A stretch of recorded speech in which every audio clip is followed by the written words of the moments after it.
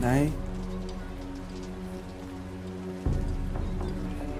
Nay, ano ginagawa niyo? Oh, wala ito. Matulog ka lang dyan. Ha? Matulog ka na. Tulog ka uli.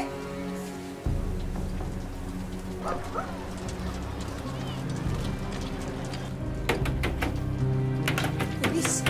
Anak, dali. Halika. Dito. Dito! Dali!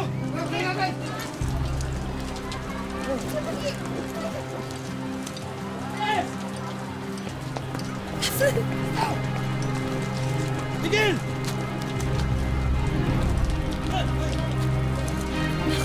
Dito ka na. Susundan ko, tatay.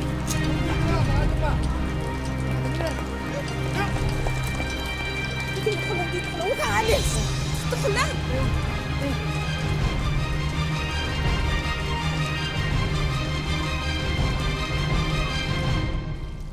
Hindi raw mapipili ng anak ang kapalarang iginuhit ng kanyang mga magulang. Ngunit si Raymond, mahirap mang maalis ang mansya sa kanyang pagkatao. Nais niya pa ring mabago ang kinabukasan niya. Magandang hapon po mga kapuso, ito po ang Wish Ko Lang. Simula ng malulong sa bisyo ang kanilang magulang, para na ring naulila sina Raymond. Kasunod kasi ng pagkakadakip sa kanyang ama, naglaho na parang bula ang ina ni Raymond at basta na lang sila iniwan nito. Ngunit sa paglipas ng panahon, dala-dala pa rin niya ang pag-asang mabubuo muli sila bilang pamilya. Raymond, anak, halika. Kain. Halika na.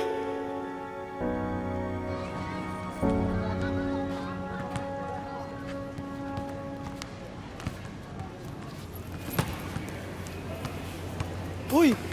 Raymond! Uy! Tulala ka na naman. Kung ano-ano na naman ang iniisip mo. Ano na naman ba yun? Wala to.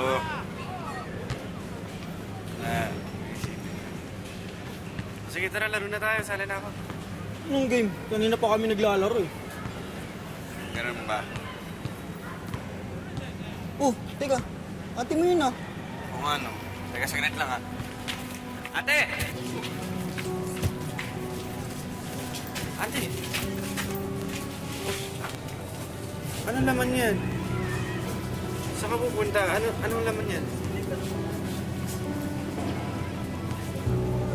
Teka, tsaka ba't mo kasama to? Di ba adik to? Umuwi ka na? Sige na. Ay, tara na, umuwi na tayo. Huwag ka na sumama dyan. Tara na. Huwag mo nga akong utusan. Bakit tatay ba kita? Para sa atin itong ginagawa ko. Para sa inyo. Para sa atin. Para pag umuwi si nanay tsaka si tatay tapos wala ka doon, hanapin ka nun sa akin, no? Nasasabihin ko sa kanila. Sabihin mo sa kanila mang wala silang kwenta mga magulang. Umaasa pa rin ba na babalikan nila tayo? Si tatay, mabubulok na yun sa kulungan. At si nanay, ewan ko lang kung babalikan pa tayo nun. Sabi naman niya, babalik siya eh. Naniwala ka naman. Uy, tara na. Baka matiktikan pa tayo dito. Sige na, umuwi ka na. Nang hapong din yun, hindi na rin bumalik ang kanyang ate. Kaya si Raymond na nga ang tumayong magulang sa nakababata niyang kapatid. Oh. Bakit? Ha? Bakit? Kuya, nagugutom na ako. Nasaan na ba sila? Naisipin yun. Hayaan mo, bukas na bukas, maghanap ako ng mautangan para may makain tayo, ha? Kuya, hindi na ba babalik sila nanay at tatay? Tulog ka na naman muna. Huwag naman naisipin yung mga ganyan, ha? Ako bahala, ha? Sige, tulog ka na. Upang matustusan ang mga pangangailangan nilang magkapatid, namasukan bilang car wash boy si Raymond. Tama yung ginagawa mong yan. Tuloy mo lang yan. Kailangan ho eh. Kumusta bang tatay mo? Nakalaya na ba?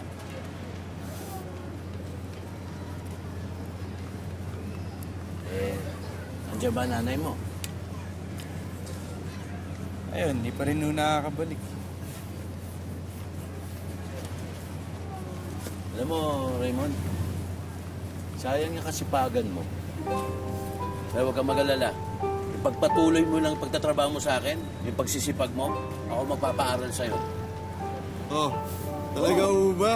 Oo, pero Pangako mo, hindi ka magbibisyo, ha? Oo, hindi yun. Malabo mangyari talaga yun. Hindi mangyayari yun. Tsaka dapat, isa pa, lagi mo papakita sa akin yung report card mo. At pag meron kang Ay, bagsak... hindi yun. Hindi yun mangyayari yan. Sinasabi ko sa inyo, hindi ako babagsak. Papakita ko sa inyo lagi. Yan, ganyan ako na nag-aaral ako eh. Lagi akong first place eh. Hoy! Huy! Ano ginagawa niyong dalawa? Kwentuhan na walang katuturan. Pati kayo gumaya dito, tulungan niyo naman to si Raymond.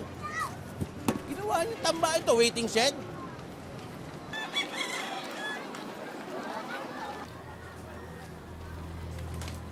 Nay?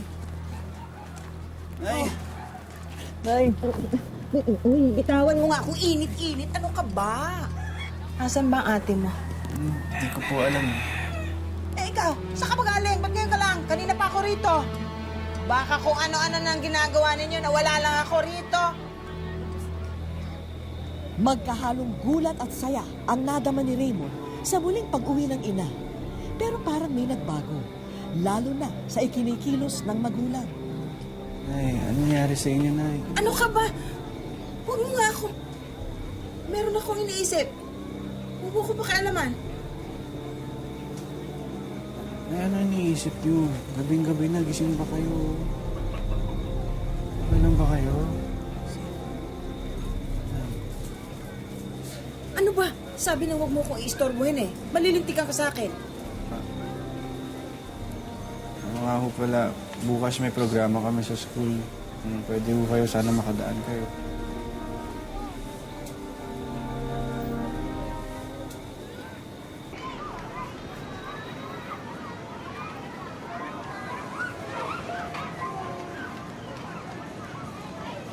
Nay! Nay! Ito! Nay!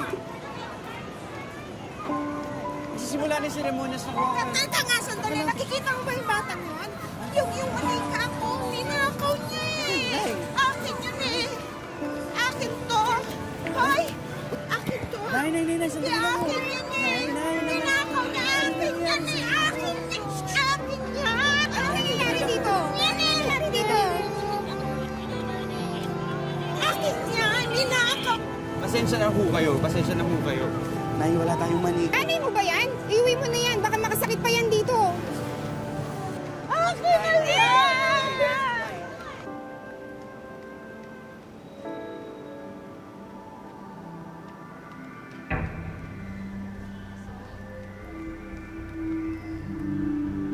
Raymond, anak, nandiyan ka na pala. Halika rito, tulungan mo si nanay sa kusina. May ipagagawa ka sa'yo.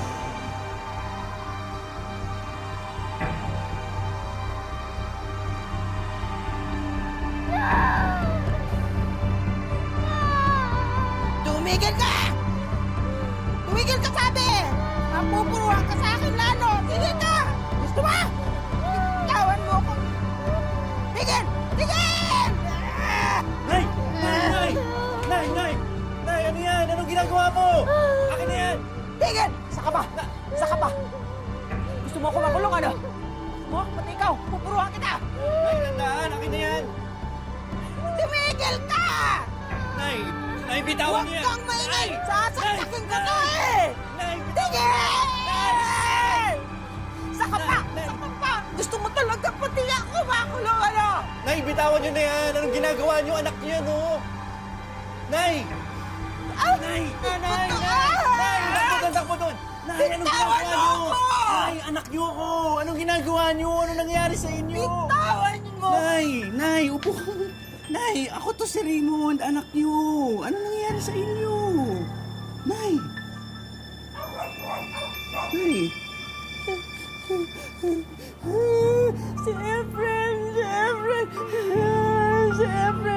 Si Efren! Kinuha nila si Efren! Mga walang yan sila! Nang dahil sa matinding depresyon at epekto ng matagal na paggamit ng ipinagbabawal na gamot, unti-unti na ngang nawala sa katinuan si Nanay Lolita.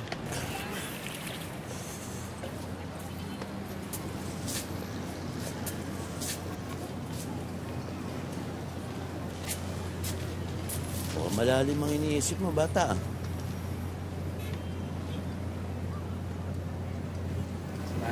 kasi mukhang lumalala yung sitwasyon. Alam mo, Raymond, huwag mo mamasamain yung sasabihin ko, ah. Alam mo, kasalanan din naman nilang lahat yan, eh. Napagkalulong sila sa masamang bisyo. Pero, nangyari na nangyari, hindi na natin may babalik yan. May iba ako. Eh, yung ate mo, bumalik na ba? Oo, yun. Wala nagpaparamdam. Alam mo, Raymond, minsan nga naman ang buhay, eh. Nakaka-jackpot ka, pero puro kamalasan. Pero nakikita ko sa'yo, may tama ka at malinis na puso. Alagaan mo yung pamilya mo.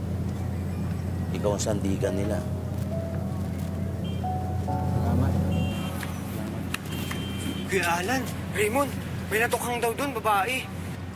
Taga rito daw.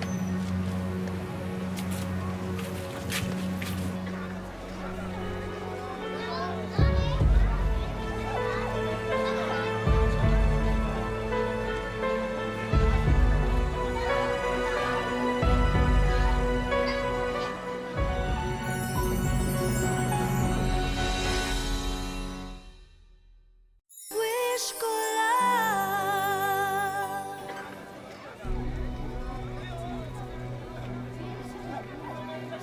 Ano naman yan?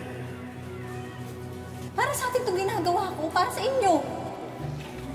Teka, sandali o. Sandali lang. Natitignan ko lang ako kasi baka kapatid. Sandali lang kasi, wala pa naman Hindi, sandali lang. Sandali lang. Antay mo na yung Sandali lang talaga kasi kapatid ko yan. Sandali lang ko. Antay mo na lang na matapos ang investigasyon.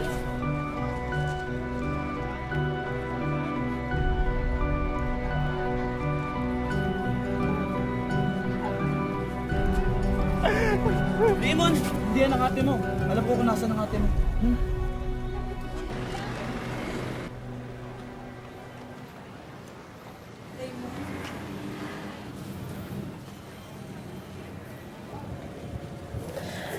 Raymond, tulungan mo ako makalabas dito. Set up lang ako. Oo, anong gagawin ko? Magpiyansa ka. Ate, wala akong pera. Anong gagawin ko? Maghanap ka, mangungutang ka, hindi ko alam. Ate naman, alam mo na nga na walang gastusin sa bahay. Wala na nga kami pangkain eh. Tapos si nanay pa yung sitwasyon niya ganun. Lintik naman, oh. Bakit yung pa iniintindi mo? Ako yung tutulungan mo. Ako yung nakakulong. Raymond, tulungan mo ko. Ate, kahit papaano naman nanay pa rin natin yun. Wala na akong nanay. Kung ganyan din naman ang ganyan, mabubulok ako dito sa kulungan. Eh ano nga gagawin ko? Kung wala kayong silbi, pare-pareho kayo nila nanay. Ate!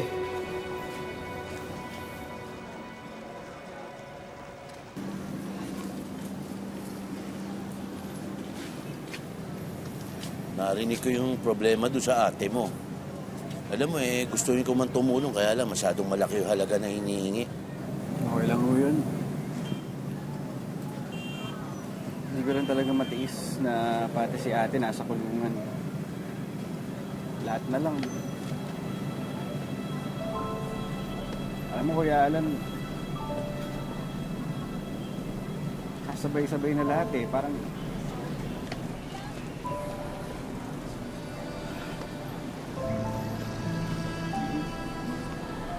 hindi ko na alam gagawin ko eh. Ang hirap. Alam mo, Raymond, hindi sa wala ka magagawa. May magagawa ka. Unang-una, bata ka pa. Matalino ka. Masipag ka. Hindi naman ibig sabihin porke wala kang mabibigay na pera. Wala kang magagawa. Mag-aral ka. Tulungan mo gumaling ang nanay mo. Bantayan mo yung kapatid mo, alagaan mo. At wag na wag mong iisipin, Raymond, na huli na ang lahat. Lagi may pag-asa. Parating may pag-asa. Ha?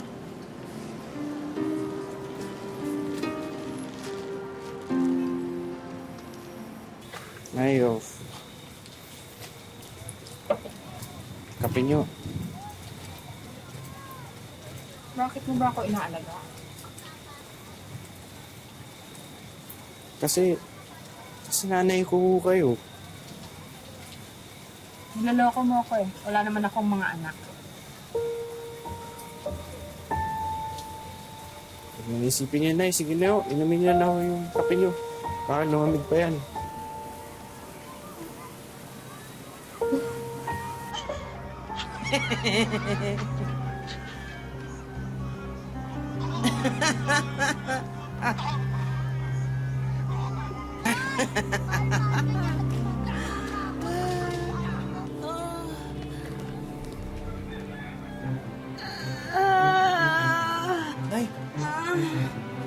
Nay! Nay! Nay, okay ka lang? Nay, ano nararamdaman mo? Nay, saan? Nay!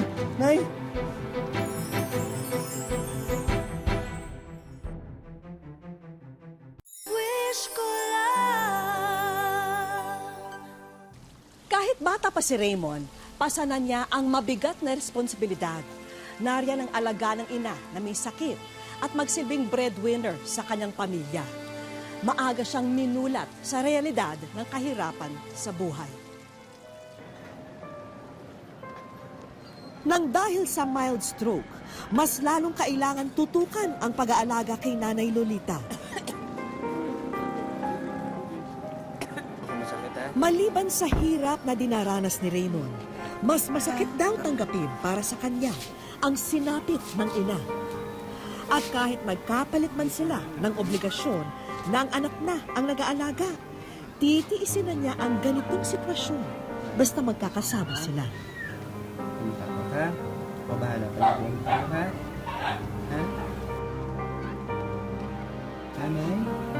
Halikuan ko po kayo ha?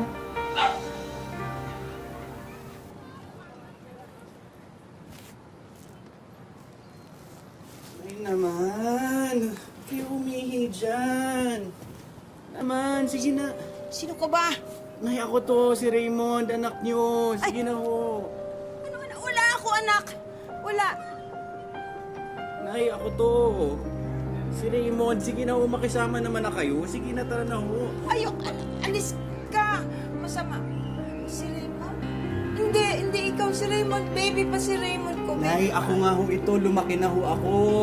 Sige na ho, tara na. Maliliit na ho ako talaga, makisama. Masama ka. Malis ka. Ayoko. Ay naman, ako pa yung masama. Masama ka. Alis ka. Alis. Layas. Ay naman.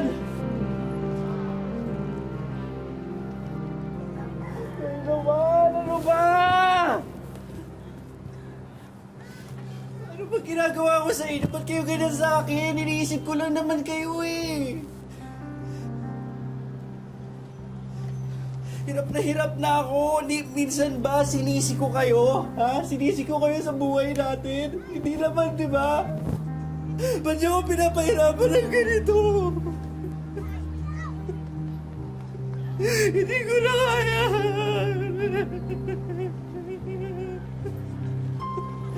Kaya nakala ko, inaalala ko, ako pa yung masama. Nakakapagod din, Nay. Tsaka sakit-sakit. Ako pa yung masama, ako pa yung walang silbi, ako pa yung hindi nyo nakikilala. At ako pa yung hindi nyo anak.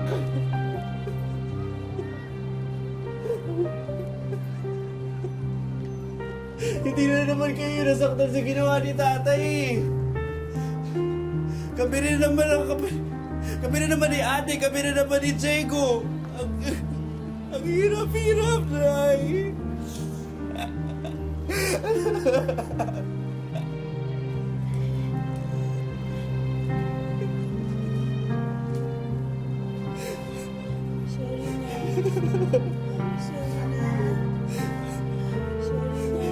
Sorry na. Tahan na. Bati na tayo. Nay, parang di yun naman na intindihan yung hirap na pinagdadaanan namin ng magkakapatid. Hirap. Kami rin naman ay nangangailangan ng pagmamahal. Tana anak, bati na tayo. Ha? Bati na tayo.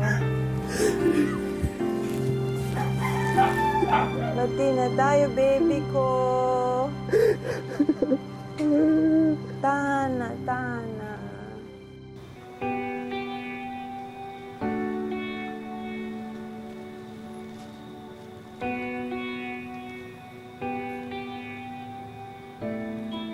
Mas lalo pang nagpursige si Raymond sa pag-aalaga sa kanyang ina, kahit na madalas hindi na siya nakikilala nito.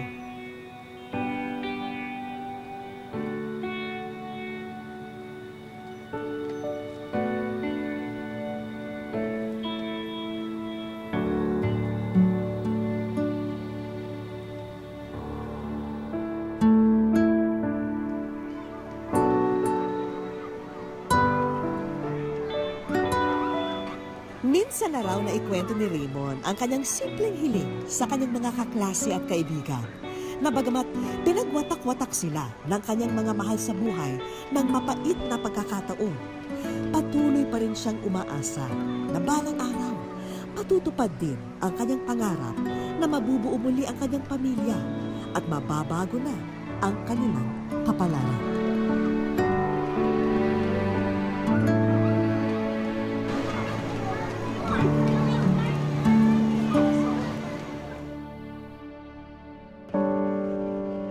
Porsigido si Raymond na makapagtungtong ng kolehiyo at makakuha ng diploma. Kaya ngayon pa lang ay pinagbubutihan na niya ang kanyang pag-aaral. Kasalukuyan siyang nasa grade 5. Para po sa akin na bukas, para po hindi po kayo mag-aasa sa aming mga magulang. Kung wala sa eskwela, dito abala si Raymond. Ang kanyang kinikita sa car wash, ang kanyang pambaon at pantustos na rin sa kanyang pamilya. Minsan po pag may nag-uutos sa akin, sinusunod ko po agad. Tsaka po yung mga pag may pinapagawa po sa akin na na buhat, tapos may pag magpapalaba po, nadadalhin doon, sinusunod ko po agad. Tapos nagbibigay po silang pera. Sa bahay, kapiling ni Raymond ang ina at kapatid. Mas maayos naman ang kalagayan ng ina ngayon dahil sa nakakainom na siya ng gamot kahit papano. Nung nakakamiss po, wala pong nakapagtanggol sa bahay. Tsaka wala pa yung magsisika para sa amin. Sa murang edad, pinipilit na maging matatag ni Raymond para sa kanyang ina at kapatid. Lalo pat siya na ang tumatayong padre de pamilya sa kanila mula nang makulong ang ama. Sana ko kay Kalanyas sa tulungan. Pis na po kita, mahal na mahal po kita. Sana po paglabas mo ito, magbago ka na pa. Awat muna, Raymond, sa mga pinagkakaabalahan mo at isama mo muna ang iyong pamilya rito.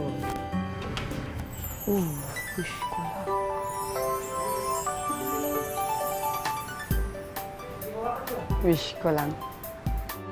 At mula sa amin sa Wish Ko Lang, narito ang groceries, mga damit, laruan para kay Bunso at gamit sa bahay.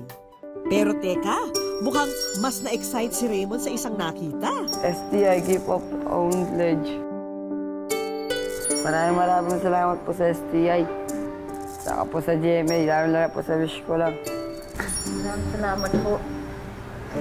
Bakas man sa mukha ni Raymond ang saya ng mga oras na yun, hindi pa rin niya maitago ang puwang sa kanyang puso. Sana magkita tayo balang araw. Sana magbago ka na po talaga. Kasalukuyang nakakulong ngayon ang ama ni Raymond na si Ramon sa Manila City Jail sa salang paggamit ng iligal na droga. At sa bawat araw niyang pamamalagi rito, wala raw siyang ibang dinasal kundi makita muli ang kanyang pamilya. Yung mga anak ko po, mahal na mahal po sila. Sana, mapatawad po nila sa mga kasalanan ko sa kanila.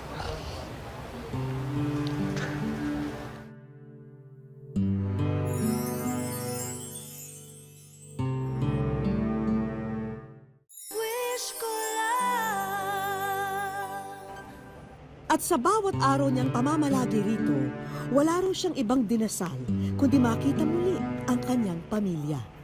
Yung mga anak ko po, mahal na mahal po sila. Sana, mapatawad po nila sa mga kasalanan ko sa kanila.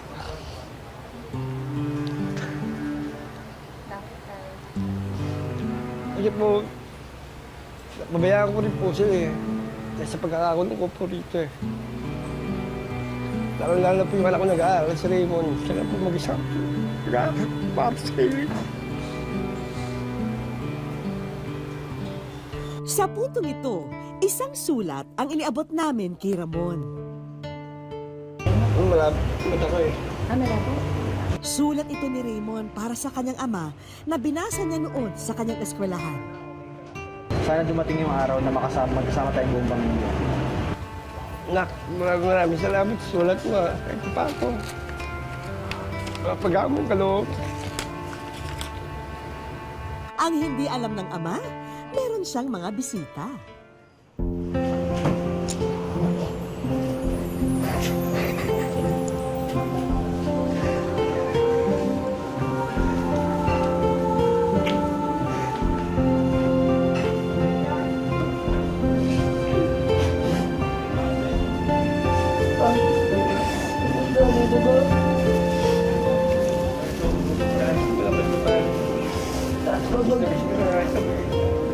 Sana mapaglabas mo dito magbaguan.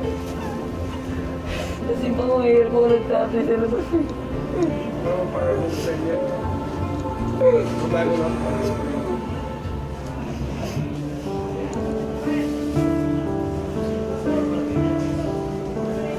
Napakakay ko niya ako magpano ko. Mapakabig pa rin. Nakalabas ko ako dito. Isang regalo ang iniwan ni Raymond para sa ama. Ito ako, ito pa na ginagawa ko sa alam ko. Ito na, kita ko sa Elisa. Kaya wala pa. Pagkakas ko dito, wala ko itong sabihin ko, hindi kayo makakaroon para lang. Makikita mo na, bagong buhay ko, araw-araw sa pag-aaral. Mahintay ka namin sa paglabas mo. Sana ba matupad pa yung pangako mo sa amin? Yun. Pangako ko sa iyo. Naway mabago na ang kapalaran para kay Raymond at sa kanyang pamilya. Lalo pat siya na ang nagtitimon ng kanilang kinabukasan tungo sa inaasam na pag-asa.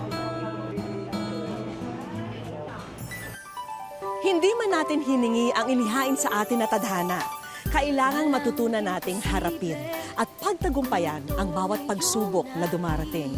Dahil sa ganitong paraan, makakamit po natin ang pinapangarap natin sa buhay. Hanggang sa susunod na Sabado mga kapuso, ako po si Vicky Morales at ito po ang Wish Ko Lang. Sa'yo kaya't wag na wag kang susunod.